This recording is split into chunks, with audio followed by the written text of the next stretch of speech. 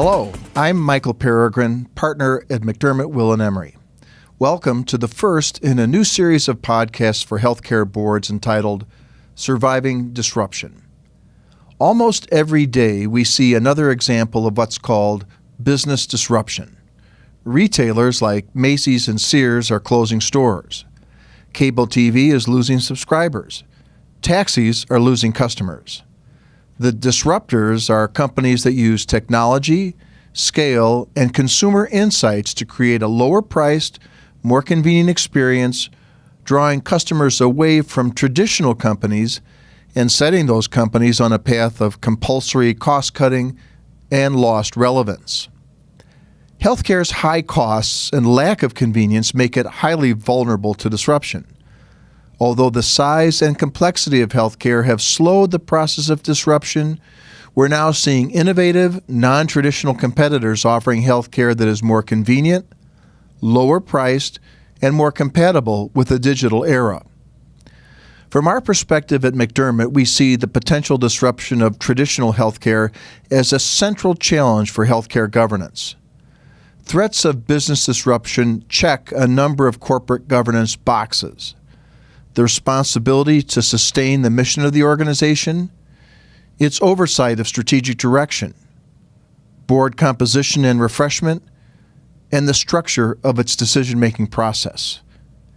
To make sure boards are well prepared to address this challenge, we've teamed with longtime healthcare advisors Kaufman for this new educational series. We'll be presenting a series of 3 podcasts and a capstone paper designed to identify the signs of disruption, how healthcare organizations can prepare, and implications for healthcare governance. And I'm very pleased to be joined by my friend Ken Kaufman, chair of Kaufman Hall, and one of the industry's most insightful observers on the topic of disruption. Welcome, Ken. Thank you, Michael. Ken, you drive around town and you can still see some empty Blockbuster and Border stores. What's different about the kind of disruption we're seeing today compared to that we saw about 10 years ago with those companies? Well, that's an interesting question. I think 10 years ago, what we saw was a different way of doing business. In other words, Apple decided to compete against music and Amazon decided to compete against books. It was just a different way of operating a vertical business. I think what we're seeing now is that the tech companies believe they have a new way of running the entire economy. The entire social structure of how we sell goods and services and how money passes in transactions. I think that Amazon and a number of the other companies really believe that they have moved from one sort of micro place to a much more significant philosophical macro place. And as you watch this develop, you can see that their strategies reflect much bigger ideas. They're just not in business to sell music and to sell books. They're in business to change the world. Ken, I just bought socks this weekend from Amazon. What is it about that company that's dismantling retail? Well, they're coming at it from all of the different directions. So it's not tech, it's not physical store, it's physical store and it's tech. And then it's tech, it's tech relative to the use of your mobile phone, but then it's tech beyond tech. So, the most interesting thing that's come up in the last couple of weeks is the notion of Amazon getting ready to open these stores that they call Amazon Go. And the way that works is that somehow there's technology that recognizes when you come into the store, recognizes who you are, even recognizes if you come in as a family, a husband, a wife, a couple of kids, and then you go into the store and you buy as many goods as you want, And there's a technological mechanism that's actually registering what you buy and then billing that to your credit card or whatever other way that you pay for Amazon, and then you just leave the store. So what's the strategy here? The strategy is what Amazon calls removing the friction from the transaction. And the friction being people or salespeople, or what would that be? Absolutely. Friction in everything that we do with current transactions, there's friction. And what Amazon has discovered is that they can gain market share by removing the friction of any transaction. And that's what the company is totally dedicated to doing at this point in time. And it's pretty interesting because it has enormous implications for healthcare. All right, we've got a lot of healthcare directors listening in, and you've just got their attention now. How do we remove the frictional cost out of the healthcare experience? Well, so that's the $64 million question right now. Michael, can you think of a transaction in your life that has more friction in it than going to the doctor or going to the hospital? Calling your lawyer, probably. Well, that's possible, but I go to the doctor more than I call my lawyer. Unfortunately, yeah, you're right. You may want to use a different marketing approach. So, but anyway, that issue of the friction that's involved in healthcare transactions is getting to be a bigger and bigger deal every day. As people become more accustomed to frictionless transactions from Facebook or Apple or Amazon or any of those entities, they become more irritated and more frustrating with their healthcare experience. Because now what happens is their Amazon experience looks like 2030 and their healthcare experience looks like 1985. So when you go to the doctor, how do you check in? If you need to get lab tests or whatever, how does that work? You have to go to a different place. You have to have a different set of appointments. You have to have a different set of interactions. What if you just want to make an appointment?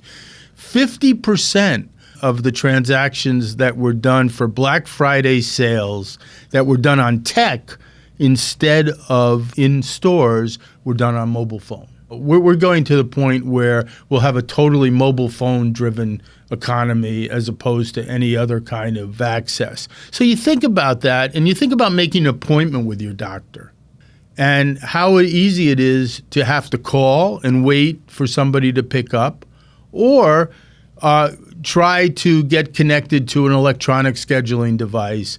You know, go and do that and then compare that to the Amazon transaction. Mm-hmm. At Amazon, they consider the number of clicks friction. The number of clicks is friction. So if there's 5 clicks to a transaction, they might say to themselves, well, 2 of those are unnecessary. We can get it down to 3. Well, we're not heading in that direction in healthcare. We're not moving fast. We're not attacking those kinds of problems. Well, I guess one question I have is there a danger that healthcare decision makers will say, Ken, that's great, but that's Amazon and we're not Amazon, and you can't compare the two? No, we can't. We can't, because what that conclusion says that we have this $3 trillion industry, and that the big 4, which are Apple, Amazon, Facebook, and Google, will stay out of a $3 trillion industry. I was about to say, aren't all of those entering into healthcare? Absolutely. There's all sorts of rumors about Amazon getting registered as a pharmacy so they can sell wholesale pharmaceuticals.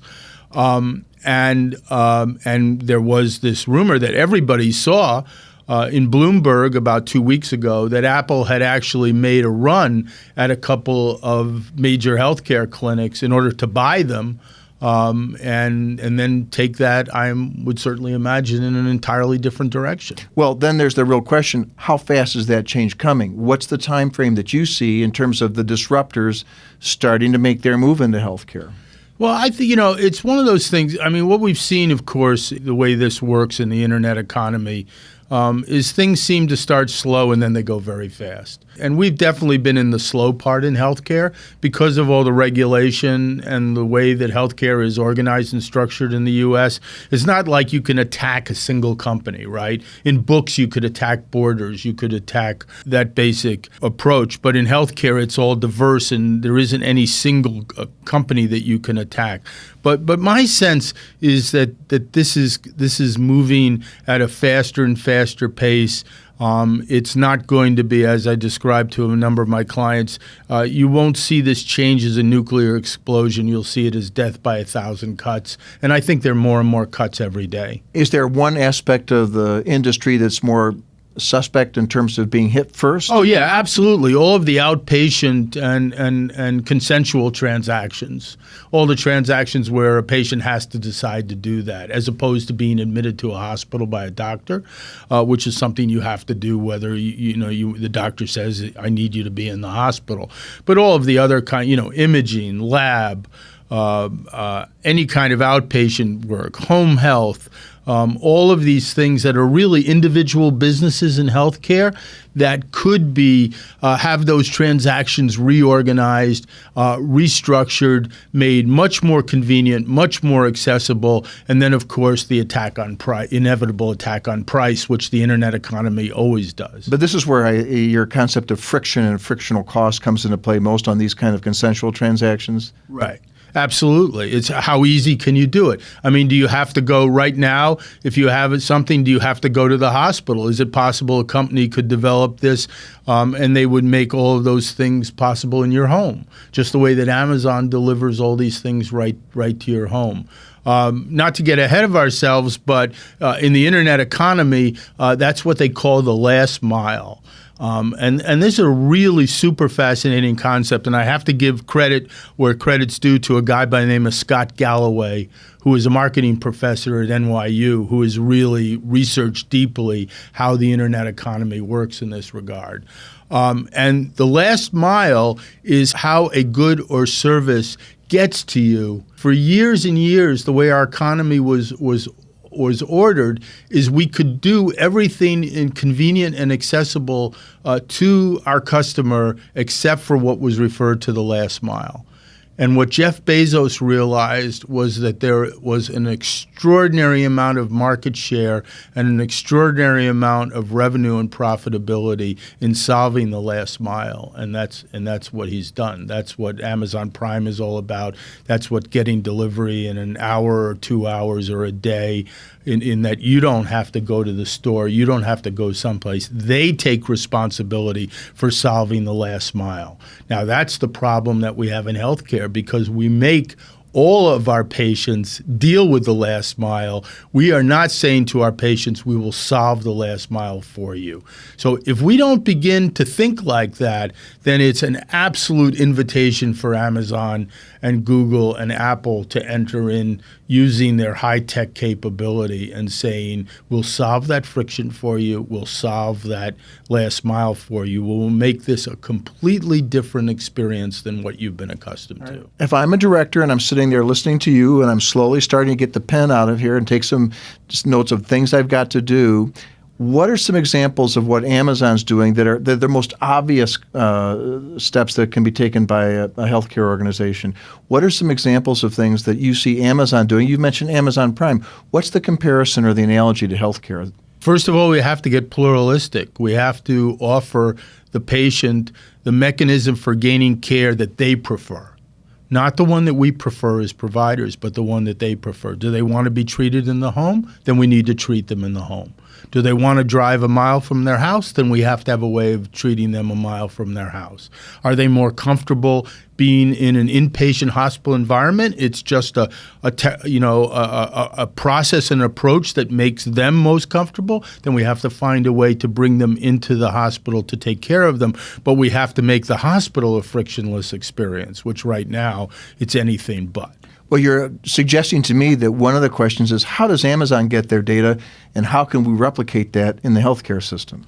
Well, Amazon, of course, is the most data-rich company in the world, probably. They have all of this information. They know your buying habits. They have algorithms that measure those buying habits. Those algorithms speak back to you.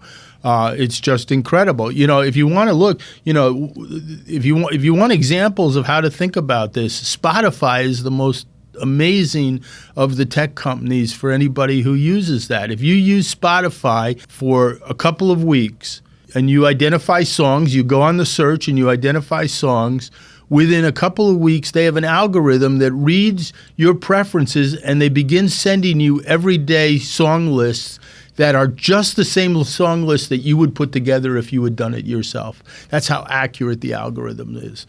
And so, Amazon, of course, is doing that. Google is doing that. Apple is doing that. They all are taking all that data in, examining it through technologically amazing algorithms that are more and more driven by artificial intelligence, feeding that back to you to make it a better, more accessible experience that makes you want to participate with them. And as far as our interactions with our patients and understanding that and dealing with it, we're in the Middle Ages. Can we catch up? That's a really good question, and I think we can. I mean, we have to try, don't we? And what about the cost? Well, that's the other issue. The question, the way that we have healthcare organized today in terms of our organizations, where do those resources come from?